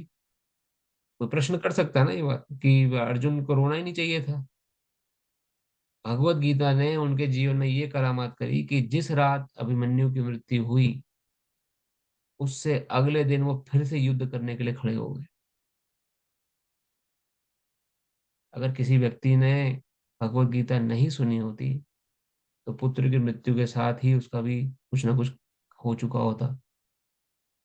लेकिन अर्जुन मृत्यु अपने पुत्र की मृत्यु होने के बाद भी अपने कर्म को प्राथमिकता देते हुए अगले दिन युद्ध लड़ने के लिए खड़े हो गए। ये भगवत गीता का बदलाव हुआ। यही हमारे जीवन में भी हो सकता है। बड़े से बड़े दुख हमारे जीवन में आ सकते हैं। ये दुख आने के बाद भी हम अगले दिन फिर से अपनी रिस्पॉन्सिबिलिटी उठाने के लिए खड़े हो सकते हैं, अगर भगवत गीता ध्यान से समझ लेंगे। नहीं तो ये परेशानियां संसार में लगी रहेंगी, यही हमें ले डूबेंगी। अर्जुन के जीवन से ये सीखने को मिला हमें। इसलिए भगवत गीता बहुत जरूरी है समझना। तो यहाँ तक ज्ञान की बातें हुई। अब भगवान बोल रहे हैं ज्ञेयम। ज्ञेयम यत प्रवक्ष्यामि यज्ञात्वा मृत्युमुच्यते अनादिमत परम ब्रह्मा न सत्ता न सदुच्यते। अब मैं तुम्हें ज्ञेय के विषय में बतलाऊंगा जिसे जानकर तुम नित्य ब्रह्म का आस्वादन कर सकोगे। यह ब्रह्म या आत्मा जो अनादि है, मेरे अधीन है, इस भौतिक जगत में कार्य कारण के परे स्थित है। अब यहाँ पर भगवान ज्ञेय यानी जानने योग्य, और ये भगवान बोल रहे हैं, भगवान कृष्ण। प्रभु श्रील प्रभुपाद की जय। भगवान ने क्षेत्र तथा क्षेत्रज्ञ की व्याख्या की। उन्होंने क्षेत्रज्ञ को जानने की विधि की भी व्याख्या की। अब वे ज्ञेय क्षेत्रज्ञ को जानने की विधि की व्याख्या की। अब वे ज्ञेय के विषय में बतला रहे हैं। ज्ञेय अर्थात जानने योग्य क्या है। पहले आत्मा के विषय में, फिर परमात्मा के विषय में। ये दोनों जानने योग्य हैं, आत्मा और परमात्मा। ज्ञेय किसे कहा जाता है? कौन ये सब 20 ज्ञान के पॉइंट लेने के बाद जानने योग्य क्या है? जानने योग्य है आत्मा क्या है और परमात्मा कौन है। इनको जब हम जान लेंगे तो कंप्लीट नॉलेज में आत्मा, आत्मा क्या है मतलब मैं, मेरा वास्तविक स्वरूप जब मैं जान लूंगा तो मुझे कभी घमंड होगा ही नहीं। राइट। जब मैं जान गया कि मैं आत्मा हूं, दूसरा भी आत्मा है, वो व्यक्ति अपने कर्मों के अनुसार उठ रहा है, या मुझे भी जो अच्छे चीजें मिल रही हैं जीवन में वो भगवान कृपा से मिल रही है, वास्तव में तो मैं आत्मा हूँ। मुझे घमंड किस काम का करना, किस बात का घमंड करूं मैं? संसार की चीजें तो यहीं रह जाएंगी एक दिन, वास्तव मेरा स्वरूप तो ऐसा ही बना रहेगा। तो इसलिए घमंड कभी होगा नहीं उसे। उसे कभी भी आसक्ति सताएगी नहीं, क्योंकि आत्मा है वो। और दूसरा जीवात्मा जो है, परिवार वाले लोग हैं या जो सब, वो भी तो आत्मा है, अपना अपना विषय, वो भी जीवन जी रहे हैं। तो आसक्ति नहीं होगी, अटैचमेंट ज्यादा नहीं सताएगी। तो ज्ञान लेने के बाद आत्मा क्या है ये समझ, ये और परमात्मा इसके विषय में समझा जाता है। ज्ञाता अर्थात आत्मा तथा परमात्मा दोनों ही ज्ञान से, ज्ञाता अर्थात आत्मा तथा परमात्मा दोनों ही ज्ञान से मनुष्य जीवन अमृत का स्वादन कर सकता है। यानी अगर आत्मा परमात्मा का ज्ञान अगर हमें हो जाए पूर्ण रूप से, तो हम अमृत, जीवन एक अमृत के समान आनंदमय हो जाएगा। इतना खुशी, इतना आनंद रहेगा ना हृदय में कि दुख आपको कभी महसूस ही नहीं होगा। जैसा कि द्वितीय अध्याय में कहा गया है जीव नित्य है, इसकी भी यहाँ पुष्टि हुई है। अब रिवीजन भी हो रहा है देखिए साथ साथ। दूसरे अध्याय में भगवान बता चुके हैं जीव नित्य है, लेकिन यहाँ भगवान फिर से रिवाइज करा रहे हैं। जीव के उत्पन्न होने की कोई निश्चित तिथि नहीं होगी। ना ही परमेश्वर से जीवात्मा के प्रकट्य का इतिहास बता सकता है, ना ही कोई परमेश्वर से जीवात्मा के प्राकट्य का इतिहास बता सकता है। कब हम पैदा हुए कोई डेट नहीं है उसकी। हाँ, डेट ऑफ बर्थ जब हम बर्थडे मनाते हैं तो शरीर की है वो, लेकिन हमारी डेट ऑफ बर्थ कुछ नहीं है। हम कब पैदा हुए कुछ कोई नहीं जानता। हमने कब ये शरीर लिया उसकी डेट है। कब हम शरीर संसार में आए वो डेट ऑफ बर्थ होके हम हैप्पी बर्थडे मनाते हैं, वो शरीर की डेट ऑफ बर्थ है। मेरी डेट ऑफ बर्थ का कोई ज्ञान नहीं है, ये वहां वर्णन हो रहा है। अतएव वे अनादि है, यानी हम अनादि हैं इस समय। इसकी पुष्टि वैदिक साहित्य से होती है। न जायते म्रियते वा विपाचित कठोपनिषद में पहले सिकंद के दूसरे अध्याय के 18वें श्लोक में इसका वर्णन आता है। शरीर का ज्ञाता ना तो कभी उत्पन्न होता है ना मरता है, वह ज्ञान से पूर्ण होता है। तो दो स्टेट है हमारी, या तो हम ज्ञान से पूर्ण होंगे या ज्ञान अज्ञानी होंगे। जब अज्ञानी होंगे तब अपने को शरीर समझते रहेंगे और शरीर संबंधी दुखों को भोगते रहेंगे और सोचते रहेंगे मैं शरीर हूं, मैं इस दिन पैदा हुआ, या मेरे परिवार वाले इस दिन पैदा हुए, या मेरे पिताजी इस दिन पैदा हुए, इस दिन समाप्त हो गए, या इस दिन चले गए। तो ये अज्ञान का सूचक है, अज्ञानता है ये एक स्टेट हुई। दूसरी स्टेट है ज्ञान की स्टेट। जब मुझे ज्ञान हो गया कि मैं कौन हूँ, ना मैं कभी मरता हूँ ना पैदा होता हूँ, मैं तो इसी स्थिति में बैठा हुआ हूँ जैसी स्थिति में हूँ। अभी ये शरीर धारण किया हुआ है, कल कोई और शरीर मिल जाएगा, परसों कोई और शरीर मिल सकता है। शरीर चेंज हो रहा है बस मेरा, और अभी से नहीं, कई जन्मों से कई शरीर बदल चुका हूं मैं। मेरा कुछ नहीं हो रहा है, मैं जैसा हूं वैसा ही हूँ। ना मैं मर रहा हूँ ना पैदा हो रहा हूँ, बस ये शरीर हमें मिले जा रहा है, उस शरीर को हम प्राप्त कर, ये हो गई ज्ञान की स्टेट। खाली ये दो स्टेट होती हैं हमारी, यहाँ वर्णन कर रहे हैं श्रील प्रभुपाद। शरीर का ज्ञाता ना तो उत्पन्न होता है ना मरता है, बस वो ज्ञान से पूर्ण होता है। जब ज्ञान से पूर्ण होता है तो ही शरीर का ज्ञाता बनता है वो। जब तक अज्ञानता में रहेगा तब तक शरीर का ज्ञात, शरीर को अच्छे से जान ही नहीं पाएगा, वो समझ ही नहीं पाएगा शरीर क्या है। वो सोचता है जो शीशे में दिख रहा है बस वही मैं हूँ, जब तक सांस ले रहा हूँ तब तक जीवन है, जैसे आम तौर पे लोग सोचते हैं। बस ये शरीर है जब तक मेरा अस्तित्व है, उसके बाद मेरा अस्तित्व जीरो है, खत्म। ऐसा शास्त्र वर्णन नहीं करता। अगर आप शास्त्रों की पेरिफेरी से अपनी एग्जिस्टेंस को सोचेंगे कि जो शास्त्र बोल रहा है, तो हमारा जीवन अथाह लंबा जीवन है हम सबका। कब से हम संसार में बस हैं पड़े हुए। आज आप कुछ स्त्री वेश में हैं, कुछ पुरुष वेश में हैं। कल जो पुरुष हैं वो स्त्री बन जाएंगे, उनके कर्मानुसार वो स्त्रियां पुरुष बन जाएंगे, जैसा उनके प्रति रहा। खाली ये जो हमारी शारीरिक भावना है ये बदल रही है। यानी ज्ञान की जो दो स्टेट हैं, अज्ञान और ज्ञान, इसी बीच में हम गोते खा रहे हैं। और जब ज्ञान को हासिल कर लेंगे, यानी कि जब हमें ज्ञान हो जाए कि मेरा स्वरूप क्या है, मैं आत्मा हूँ, अब मुझे क्या काम करना है, अब मुझे परमात्मा की खोज करनी है।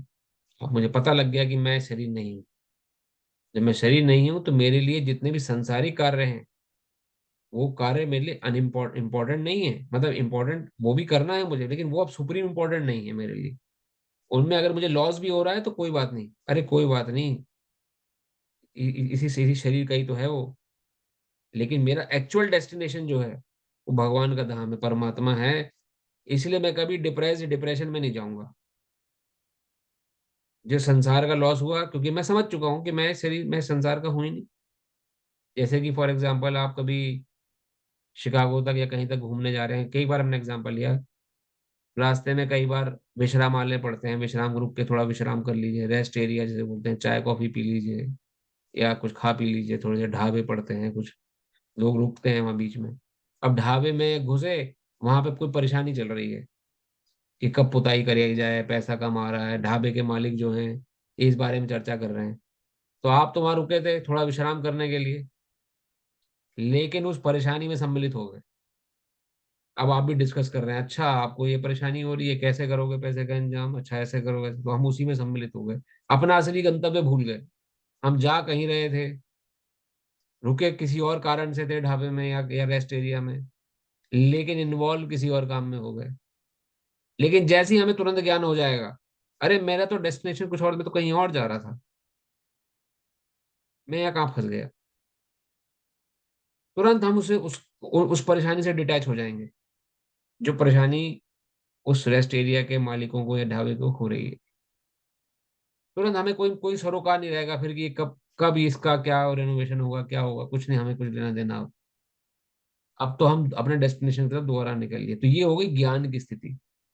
जैसे ही आपको ज्ञान हुआ कि आपका डेस्टिनेशन क्या है, आप डिटैच हो गए ऑटोमेटिकली इन सभी परेशानियों से। 1 मिनट भी नहीं लगेगा, 1 सेकंड भी डिटैच होने में। अरे दुख हो गया, बीमारी हो गई, परेशानी हो गई, डिटैच टोटली, कोई सरोकार नहीं। लेकिन ये इतना सरल नहीं है, इसके लिए प्रैक्टिस चाहिए। अचीवेबल है। नियमित रूप से कथा श्रवण करना, गुरु कृपा होना बहुत जरूर आवश्यक है। तब जाके वो स्टेट आती है जब मनुष्य सुखी, और जब वो स्टेट आती है आप विश्वास करिए, था सुख की अनुभूति होती है, क्योंकि कोई दुख दिखता ही नहीं फिर। दुख होने के बाद भी दुख नहीं दिखता। ये दुख क्षणिक है, शरीर संबंधी दुख है। जैसे ही इंसान मनुष्य जो है इस देहात्म बुद्धि से ऊपर उठता है, उसके लिए सुख ही सुख है चारों तरफ। उसे अपनों के प्रति भी दुख नहीं दिखता। वो सोचता है कि अच्छा है, मेरे अपने क्या होंगे, अरे ये भी तो आत्मा है, ये भी तो जीवात्मा है, ये भी तो, इनका भी कल्याण हो रहा है धीरे धीरे, ये भी तो नाम जप कर रहे हैं, ये भी तो हरिनाम कथा कर रहे हैं, इनके भी धाम पहुंच रहे हैं, मैं भी धाम पहुंच रहा हूँ। हमारा तो जीवन इटर्नल है। जैसे मैं इटर्नल हूँ वैसे मेरे परिवार वाले भी इटर्नल हैं। जैसे मैं नहीं मरूंगा ऐसे वो भी नहीं मरेंगे। जैसे मैं शरीर बदल रहा हूँ ऐसे वो भी शरीर बदल रहे हैं। जैसे मैं अथाह सुख की प्राप्ति कर रहा हूँ भगवान का भजन करके, ऐसे वो भी भगवान का भजन का भक्ति करेंगे तो अथाह सुख की प्राप्ति करेंगे। तो दुख कहाँ रह गया, कष्ट कहीं नहीं रह गया। तो जब तक हम देहात्म बुद्धि से जुड़े हुए हैं, जब तक हम उस ढाबे की परेशानी को, अपने को परेशानी पकड़ बैठे हुए हैं, तब तक हम दुखी हैं। जब तक उस रेस्ट एरिया को हम अपनी अपना समझ के, उस ढाबे को अपना समझ के, सोच के यही सब कुछ है मेरा, सोच के हम गुजर रहे हैं, तब तक सारे दुख हैं। जैसे ही हमें ज्ञान हुआ कि भैया ना तू ढाबे का है, ना तुम रेस्ट एरिया के हो, तुम्हारा डेस्टिनेशन कहीं और था, चलो वहां की ओर निकलो, एक मिनट नहीं लगेगा उस दुख को दूर होने में। तो ये दो स्टेट हैं, ज्ञान और अज्ञान की। अज्ञान स्टेट से हमें बाहर निकलना है ज्ञान की तरफ। जिसे वेद में भी कहते हैं ना, तमसो माँ ज्योतिर्गमय। तमस, ये तमस है अज्ञानता जो है, और ज्योति क्या है, ज्ञान। वैदिक साहित्य में परमेश्वर की, परमात्मा को प्रधान क्षेत्रपति गुणेश, शरीर का मुख्य ज्ञाता, प्रकृति के गुणों का स्वामी कहा गया है परमेश्वर को। स्मृति वचन है, दास भूतो हरिरेव नान्य सेव कदाचन। जीवात्माएं सदा भगवान की सेवा में लगी रहती हैं। इसकी पुष्टि भगवान चैतन्य ने अपने उपदेशों में भी की है। अतएव इस श्लोक में ब्रह्म का जो वर्णन है वह आत्मा का है। और जब ब्रह्म शब्द जीवात्मा के लिए विवृत होता है तो ये समझना चाहिए कि आनंद ब्रह्म ना होकर विज्ञान ब्रह्म है। आनंद ब्रह्म ही परम ब्रह्म भगवान है। अब ब्रह्म के अलग अलग प्रकार होते हैं, आनंद ब्रह्म, विज्ञान ब्रह्म। ये डिटेल्ड वैदिक साहित्य को अगर हम पढ़ेंगे तो और डिटेल इन्फॉर्मेशन हमें मिलेगी। लेकिन यहाँ पर सूचना क्या दे रहे हैं हमें, संक्षिप्त रूप में देखा जाए इस श्लोक के कंटेक्स्ट में, कि जीवात्मा जो है वो भगवान की सेवा के निमित्त बनी है। यानी कि हम भगवान की सेवा के निमित्त हैं, वही कार्य करने के लिए आए हैं। क्यों? क्योंकि हम भगवान के शरीर के ही अंश हैं। जैसे हाथ मेरे शरीर का अंश है, ये कब खुश रह सकता है? जब ये खाना उठा के मुंह में डालेगा और पेट तक खाना पहुंचेगा, तो पेट से जो एनर्जी मिलेगी, बनेगी, वो इस हाथ तक जाएगी। तब इस हाथ को सुख, तब ये हाथ अपने को एनर्जेटिक फील करेगा, तब मैं इसे उठा सकता हूँ, गिरा सकता हूँ, इधर उधर घुमा सकता हूँ। लेकिन मैं खाना नहीं खाऊंगा या कमजोर, अपने तो मैं कमजोर फील करने लग जाऊंगा। क्यों? क्योंकि मुझे एनर्जी नहीं दे रहा हूं मैं अपने तो उसी प्रकार से इस हाथ का क्या कार्य है? इस शरीर की सेवा करना। उसी प्रकार से हमारा क्या कार्य है? भगवान की सेवा करना। जब भगवान प्रसन्न होंगे तो हम सब स्वतः प्रसन्न हो जाएंगे। तो यही वर्णन किया गया है, जीवात्मा सदा भगवान की सेवा में लगी रहती हैं। इसकी पुष्टि भगवान चैतन्य ने अपने उपदेशों में भी की है। अतएव इस श्लोक में ब्रह्म का जो वर्णन है वह आत्मा का है। और और ब्रह्म शब्द जीवात्मा के लिए विवृत होता है। तो जो जीवात्मा है, जो भगवान यहाँ वर्णन करेंगे, तुम नित्य ब्रह्म आस्वादन कर सकोगे, ये ब्रह्म या आत्मा जो अनादि है मेरे अधीन है। यहाँ भगवान वर्णन कर रहे हैं कि हम जो आत्मा, सभी जीव जो हैं, हम भगवान के ही अधीन हैं। उनसे जुड़कर जब तक चलेंगे तब तक सुखी रहेंगे। उसके बाद हमारे जीवन का, अगर हम खुद अपना इंडिपेंडेंट लेवल पे एंजॉय करने जाएंगे तो हम सुखी नहीं रह पाएंगे। तो यहाँ भगवान ने गेम गेम अर्थात ज्ञान के विषय में थोड़ा चर्चा की। 19 श्लोक तक जो है वो गेम के ऊपर टॉपिक चलेगा। तो आगे इसके एक एक श्लोक जो है थोड़ा सा समझने वाला है, तो उसको हम डिटेल में हम समझेंगे कि गेम अर्थात भगवान और क्या क्या विषय में बता रहे हैं परमात्मा के विषय में। जैसे अगला जो श्लोक है वो भगवान बता रहे हैं कि उसके हाथ पैर हाँ, जो जो कि परमात्मा है, जो गेम वस्तु परमात्मा के विषय में बता रहे हैं कि निर्गुणातीत तो है, कुछ लोग निराकार रूप में भगवान को मानते हैं, लेकिन निराकार वास्तविक स्वरूप नहीं है भगवान का। भगवान का आकार भी है, उसकी पुष्टि भगवान ने करी। तो कथा को आज हम यही विश्राम देते हैं। आपके मन में कोई प्रश्न हो तो प्रश्न आप पूछ सकते हैं, आज की कथा से रिलेटेड या कुछ पहले के कोई, अगर आपके मन में प्रश्न हो।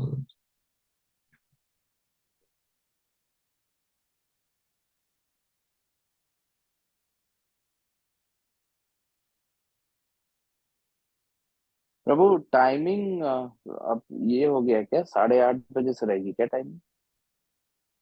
तो 8:30 से इसलिए हुआ क्योंकि जैसे हमारा जो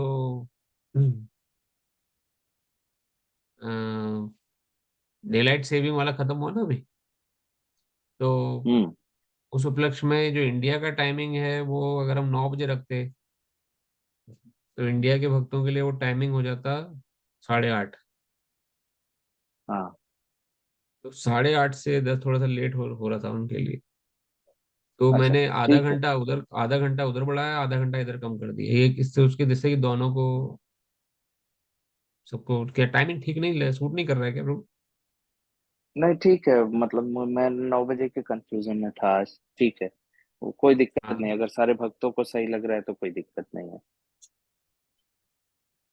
जी, वही था कि साढ़े मतलब आधा घंटा उधर मैंने कम बढ़ा दिया और आधा घंटा इधर कम कर दिया, जिससे कि बराबर सा रहा एक तरीके से।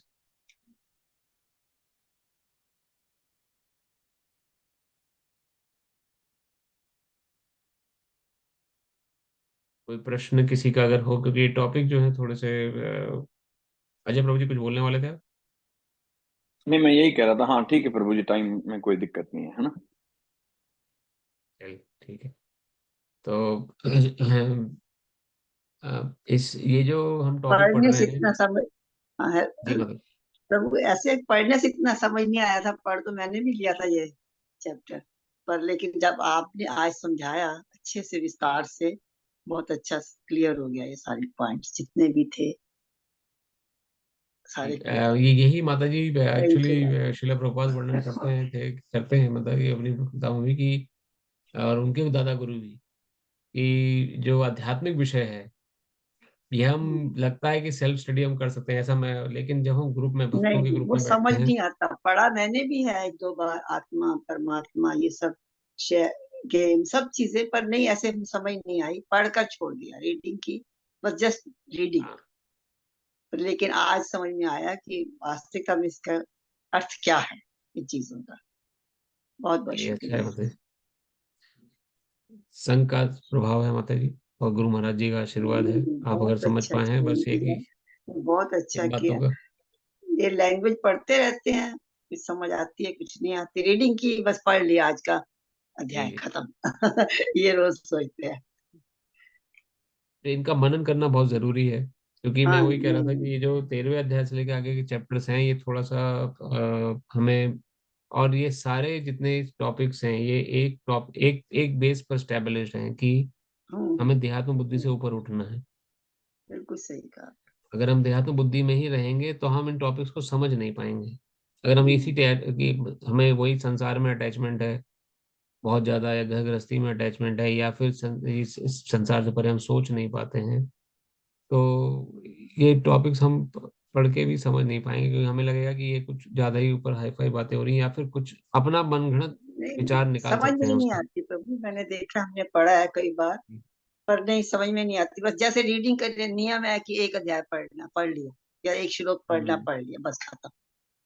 वो रीडिंग तक ही रह जाता है हमारा ज्ञान जो है। पर आज मुझे समझ में आई चीजें, अच्छा लगा। बहुत अच्छा समझ में स्पष्ट हो गई सब चीजें। धन्यवाद माता शुक्रिया जी। इसका। कोई प्रश्न किसी का और? हाँ प्रभु जी, जी मेरा एक माता जी प्रश्न बताइए। है। जी जी। प्रभु जी, ये कि जैसे आप बताते हो कि इंसान कर्म किए बगैर नहीं रह सकता है, और कभी कभी ऐसा होता है कि इंसान को न चाहते हुए भी कुछ कर्म करना पड़ते हैं। जैसे अब मान लिया, कहते हैं कुत्ता नहीं पालना चाहिए, मगर जैसे कोई आके अपने घर से जाए ही नहीं, वो अपने घर में ही रहने लग जाए, उसकी सेवा, उसको अपने को सेवाएं देना पड़ती, इसका क्या कारण हो सकता है? नहीं चाहते हुए भी अपने को सेवाएं देने पड़ती कि भाई अपने घर में बैठा है, चलो इसको दूध दो, इसको रोटी दो, इसको खिलाओ पिलाओ, इसको बाहर घुमाने ले जाओ। अपने घर से जाने को तैयार ही नहीं है। जी देखिए, एक हाई लेवल पे तो भगवान हमें शाश्वत बताए, एक ये जो हमें हर जीव का ध्यान तो रखने का प्रयास करना है, तो कुत्ता ही नहीं कोई भी हो। आत्मा हम्म, उसमें भी है प्रभु। जी, तो जी बिल्कुल, आत्मा तो वो भी जीवात्मा है, तो उसका ये ध्यान रखना है, लेकिन उसमें अटैच नहीं हो नहीं जाना है। नहीं, जैसे जहाँ कहते हैं भगवान ना यहाँ पे। कि जी। इंसान कर्म करता है, कर्म करे बगैर नहीं रह सकता है।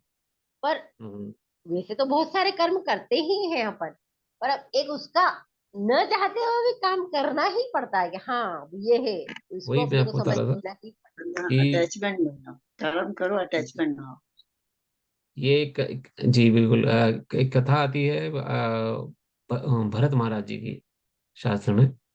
भरत महाराज जी, जिनके नाम से भारतवर्ष नाम पड़ा, हम्म, उनकी कथा शायद आपने सुनी हो, लेकिन उसमें क्या है हाँ, कि भरत हिरण महाराज की। जी को अंत में हिरण क्या? हिरण से अटैचमेंट हो गया था। तो वो हिरण छोड़ के से। आए अपने परिवार, उनका उनकी उनके नौकर चाकर, और यंग एज में छोड़ा। उनकी आज्ञाकारी धर्मपत्नी थी, बच्चे थे, लेकिन सब छोड़ ही आए क्योंकि वैराग हो गया था संसार से। जाके भगवान की भजन भक्ति करना चाहते थे, जंगल में गए। जंगल में जब नदी पार कर रहे थे, तो वहां पे गर्भवती हिरणी को देखा, जिसके प्रति दया भाव आ गया। अब हिरणी को देखा तो हिरणी गर्भवती थी, जो शेर से डर के भाग रही थी, लेकिन और नदी पार कर रही थी, और भरत महाराज भी नदी पार कर रहे थे। तभी वहां शेर की दहाड़ की आवाज आई। शेर की दहाड़ सुनते ही हिरणी घबरा गई, और उसकी मृत्यु हो गई, लेकिन उसने संतान को उत्पन्न कर दिया। संतान उत्पन्न करते करते, और नदी में संतान उत्पन्न हुई। अब वो नदी में डूबने लगे, और लगा वो संतान उनकी, तो भरत महाराज जी उस हिरणी के बच्चे को लेकर आ गए। अब देखिए भगवान कैसी कैसी परीक्षा लेते हैं। भागवती कथा है ये। एकदम डिटैच हो गए, परिवार छोड़ के आए बिल्कुल संसार से डिटैच होके। लेकिन अब जैसे ही हिरणी के बच्चे को देखा, तो देखा अरे अब इसका क्या होगा, ये तो असहाय हो गया, अनाथ हो गया, हमारे पास मेरे पास ही रहने लगा। मैं इसका ध्यान नहीं रखूंगा तो कौन ध्यान रखेगा। मैं इसको रोटी कपड़ा नहीं दूंगा, या फिर यार शेल्टर नहीं दूंगा, तो उसका कौन इसको शेल्टर देगा। तो अब उसकी सेवा में लग गए। अपना भजन भक्ति जो सोच के आए थे घर छोड़कर, वो वो सेकेंडरी कर दिया, और हिरण की सेवा प्राइमरी हो गई। एक दिन हिरण लौट कर नहीं आया। थोड़ा सा बड़ा हुआ हिरण, तो उनके बीच में खेलने कूदने लगा। तो भरत महाराज जी और अटैच होते चले गए उससे। उसके उसका मुस्कान, उसका खेलना उनको बड़ा भाने लगा। उसको समय पे खाना मिला कि नहीं मिला। अपना कई बार पूजा करते करते ही पूजा छोड़ देते थे, हिरण को देखने के लिए, कहाँ गया हिरण। तो एक दिन ऐसा ही हुआ, शाम का समय था। सुबह हिरण को भेज देते थे, जाओ जंगल में विचरण करके आ, शाम तक वो लौट ही आता था। एक दिन शाम को लौटा ही नहीं। अपनी पूजा संध्या का समय था उनका, संध्या आरती का, लेकिन वो लौटा नहीं, तो संध्या आरती छोड़ दी। निकल गए बाहर ढूंढने हिरण को। अंधेरा होने लगा था, ढूंढते ढूंढते ढूंढते गए, तो दिखा नहीं हिरण उनको। तो क्या हुआ, एक खाई सामने आ गई, खाई में खाई दिखी नहीं उनको, और अंधेरा हो गया था, और खाई में गिर गए। जब मरने लगे, तो मरते मरते भी हिरण का ध्यान था उनका, अरे हिरण क्या हुआ होगा उसका, पता नहीं, मैं भी गिर गया, अब कौन उसको देखेगा, कौन क्या करेगा। बस उस हिरण के ध्यान में मरे। अगला जन्म हिरण का मिल गया। अटैचमेंट, इसलिए अटैचमेंट बुरी कही गई है कि आप सेवा करिए। सेवा करें तो भगवान को आप सुखी दे रहे हैं। जो जो जीवात्मा आपके द्वार पर आई है, हो सकता है कोई कर्म हो जो आपके जुड़े हो, जिससे आप सेवा करा रहे हो, आप सेवा कर रहे हो, लेकिन अटैच मत होइए किसी चीज से भी। अटैचमेंट खराब है, जो भगवान ने आज के श्लोक में बताया। आप सेवा करने का हमें छोड़ना नहीं है, लेकिन सेवा में भी ये अटैचमेंट नहीं होनी, ये भी अटैचमेंट का रूप होता है। अरे देखो मैं कितना बड़ा सेवक हूँ, ये कितनी बड़ी सेविका हूँ, देखो मैं एक लावारिस कुत्ते की सेवा कर रही हूँ, उसका कोई लेना देना नहीं, लेकिन देखो मैं कर रही हूँ। ये जो मैं की भावना आ गई, ये हो गई दम्भ। भगवान ने आपको सेवा का अवसर दिया है, तो सेवा समझ के ही करिए, जब तक भगवान करा रहे हैं बिना अटैच हुए। भगवान सेवा करा रहे हैं, हम सेवा कर रहे हैं, लेकिन उस मैं में अगर आप आ गए कि मैं सेवा कर रही हूँ, या उस जीवात्मा में अटैचमेंट हो गई आपकी, किसी दिन सेवा नहीं कर पाए तो आपने पूजा पाठ या भक्ति अपनी छोड़ दी, या फिर कुछ गलत, इतना अटैच हो गए कि आप उसी में आपका दिमाग घूम रहा है, या आपके विचार आ रहे हैं, तो वो निषेध किया गया है शास्त्र में। यहाँ छोटी सी एक बारीक लाइन है जिसको आप ध्यान रखिए। अटैच नहीं होना है, सेवा तो जरूर करिए, हर जीवात्मा की सेवा करनी चाहिए, दम बिना किसी घमंड के, अभिमान के कि मैं करने वाला हूँ। तो वास्तव में कुछ करने वाले नहीं है। अभी भी आपकी आप जो सेवा कर रही हैं वो आप थोड़ी कर रही हैं, आपसे आपके माध्यम से भगवान सेवा करा रहे हैं उस जीवात्मा की, कोई भी कारण हो उसके पीछे। तो जब तक भगवान करा रहे हैं तब तक करते जाइए, अटैच मत होइए। भगवान ने ही भेजा है, भगवान ही सेवा करा रहे हैं, उन्होंने ही आपको काबिलियत दी है सेवा कराने की। आपके अंदर स्वर्ग में क्या सामर्थ्य है किसी की सेवा करने? कोई जीव अपनी सेवा तक एक तिनका तक नहीं उठा सकता कोई जीवात्मा, अगर भगवान की इच्छा ना हो। जी तो प्रभु जी, ये हर तो है। क्षेत्र में भगवान का हाथ देखिए आप, तब जाके हम उस कर्म के बंधन से मुक्त हो पाएंगे। नहीं तो अगर आपने सेवा करते करते ये भाव कर लिया कि देखो मैं तो बड़ी सेविका, अच्छा सेवा कर रही हूँ, उसका कोई सेवा करने वाला नहीं है, तो सतोगुणी कार्य है, लेकिन सतोगुणी कार्य का रिएक्शन लगता जा रहा है। क्या रिएक्शन लग रहा है? कि आपने उस जीवात्मा की सेवा करी या वो जीवात्मा आपकी सेवा करेगी कभी आगे चल के। तो जब जब वो जीवात्मा संसार में आएगी आपको भी आना पड़ेगा उस जीवात्मा के साथ, क्योंकि वो कर्म जो जो बन गया है, जो सतोगुणी कार्य आपने किया ये सोच के कि मैं कर रही हूँ सेवा, तो उस मैं कर रही हूँ की भावना को भोगने के लिए आपको आना पड़ेगा। इसलिए सतोगुणी कार्य भी जो व्यक्ति करता है उसका भी कर्म बंधन लगता है। इसलिए कार्य हमें सतोगुणी करने हैं, लेकिन कृष्ण कॉन्शियस हो गए। ये सोचिए कि कृष्ण करा रहे हैं सेवा, कृष्ण की सेवा हो रही है, कृष्ण सेवा करा रहे हैं, जब तक कराएंगे वो कराएंगे। मैं कौन होती हूँ सेवा करने वाली किसी की? मेरे अंदर इतना सामर्थ्य नहीं है किसी की सेवा करने का। मेरा तो एक ही बस कार्य है, अपने ठाकुर जी की सेवा बस। अब वो मुझसे किसकी सेवा करा रहे हैं मुझे उस पर ध्यान नहीं देना। वो जब तक सेवा करा रहे हैं वही करा रहे हैं, जब जिस दिन छूट जाएगी सेवा करना। इससे आपको बंधन नहीं लगेगा माता जी, इस विचार से ना। आपको ये कि हम्म। कृष्ण कॉन्शियस कर्म हो गया, अब कृष्ण कॉन्शियस कर्म होने के कारण इस कर्म का बंधन नहीं होगा। तो अगर उस जीवात्मा को आना भी पड़ा संसार में, आपको नहीं आना पड़ेगा, क्योंकि आपने कृष्ण को सेंटर में कर दिया। ये कला भगवत गीता ने हमें सिखाई है कि हमें अच्छे कार्य करने हैं, लेकिन कृष्ण को सेंटर में रख, जिससे कर्म ना लगे। अच्छे कर्म से भी बचना है, अपना समझ के नहीं करना। आशा करते हैं माता जी कुछ हेल्प मिली होगी आपको प्रश्न में। हाँ, हाँ जी प्रभु जी। मतलब उसका ऐसा है कि हम हमारे घर में सबके साथ उसका अलग अलग व्यवहार है। यदि मैंने उसको मेरे को खाना खिलाना है, गलती से यदि मैंने खा लिया तो वो खाना नहीं खाएगी, पहले उसको नहीं खिलाया है। उसका हाँ तो इतना जो भी है, अटैचमेंट है घर के साथ कि पता नहीं क्या है। सबके साथ अलग अलग है, ऐसा घर के सब सदस्यों के साथ उसका अच्छा है ऐसा। आपसे आपसे भगवान सेवा करा रहे हैं तो आप करते रहिए भगवान का नाम लेके सेवा और क्या चाहिए। वो तो कर रहे हैं हम। पता है, कोरोना काल के पहले से हमारे यहाँ आके बैठने लगी है। एक दो बार हमने भगा दिया, जी फिर हमने देखा वो तो गेट नहीं, दीवार कूद के आ जाती है भाई, और जाने का नाम नहीं। हम कहा फिर बैठने, फिर हम जब से उसको भगाना ही बंद कर दिया कि बैठो जी भाई। जी। और इतना बहुत डिसिप्लिन में, घर के अंदर नहीं घुसेगी, बाउंड्री बाउंड्री में ही रहेगी। बाउंड्री से छत पे चला जाना, ऊपर बालकनी में, पर कोई कमरे के अंदर नहीं घुसता। ये बहुत अच्छा है माता जी, आप सेवा ना करिए कोई भगवान की, उसको देखिए। ना कोई हम उसको बेल्ट बांधते हैं, ना कोई रस्सी के लोग। बस एक आवाज लगाई कि वो घर के अंदर, गेट के बाहर, वो गेट के बाहर किसी के साथ ही जाएगी, नहीं तो घर से बाहर नहीं जाएगी किसी के बगैर। ऐसा जी हो बस गया। ये सोच के सेवा करिए कि भगवान सेवा करा रहे हैं और हम सेवा कर रहे हैं, उसमें मैं की भावना मत आने दीजिए। और नहीं तो देखो इसमें आपका लोग बचाव रहेगा और आपकी साधन भक्ति चलती रहेगी। जी प्रभु जी, बहुत दिन से मेरे मन ठीक में है, प्रश्न था कि ऐसा क्यों है कि ये आके बैठने लगी है। तो तो भगवान की इच्छा रही होगी। अब देखिए कुछ ना कुछ होता है, उसका उसका हम नहीं इसलिए निकाल सकते, कर्मों लेकिन का हाँ अब वो होने के बाद हमारा क्या कर्तव्य हो जाता है वो हमें जानने का ज्यादा प्रयास करना है। हमारा कर्तव्य है कि सेवा नहीं छोड़नी और उस सेवा से अटैच नहीं होना है बस। और ये सोच के करना है कि भगवान की से, जिससे कि हमें रिएक्शन ना लगे, वरना इसी कर्म से रिएक्शन भी लगता चला जाएगा सूक्ष्म रूप में। हम अगर ध्यान ध्यान अगर नहीं देंगे तो ध्यान देना थोड़ा जरूरी है। और कोई प्रश्न कोशिश भी किसी करते भक्त? हैं हम। जी जी बताइए। धन्यवाद, आपने शेयर किया अपना रियलाइजेशन। Thank you.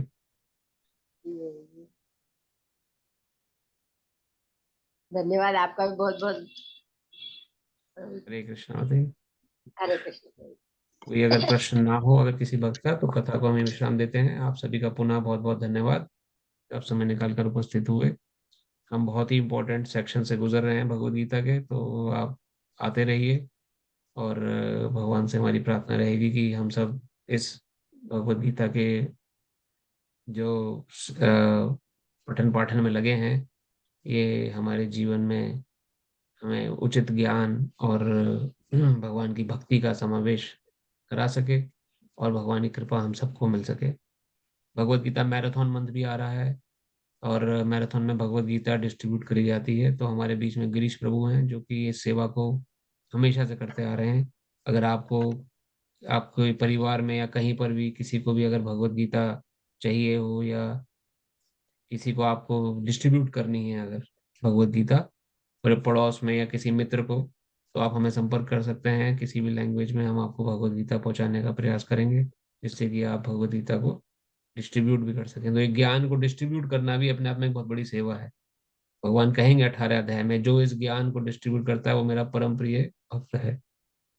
तो आप अपने मित्र वर्ग में कहीं पर भी भगवत गीता डिस्ट्रीब्यूट कर सकते हैं, भगवत गीता पढ़ा सकते हैं, बता सकते हैं, जो कुछ आपने सीखा वो शेयर कर सकते हैं और उसको भगवान से जोड़ सकते हैं। हमको यही कार्य करना है, मतलब लोगों को भगवान से जोड़ने का, जिससे कि उनके जीवन में पाप कर्म खत्म हो सकें और अच्छे कर्म उदय हो सकें और भगवत धाम हो जा सकें। इन्हीं शब्दों के साथ आप सभी का पुनः बहुत बहुत धन्यवाद। हरे कृष्णा। हरे कृष्ण हरे प्रभु। कृष्णा। हरे कृष्णा प्रभु जी। हरे धन्यवाद। कृष्ण। हरे कृष्ण प्रभु। हरे कृष्ण। हरे कृष्ण।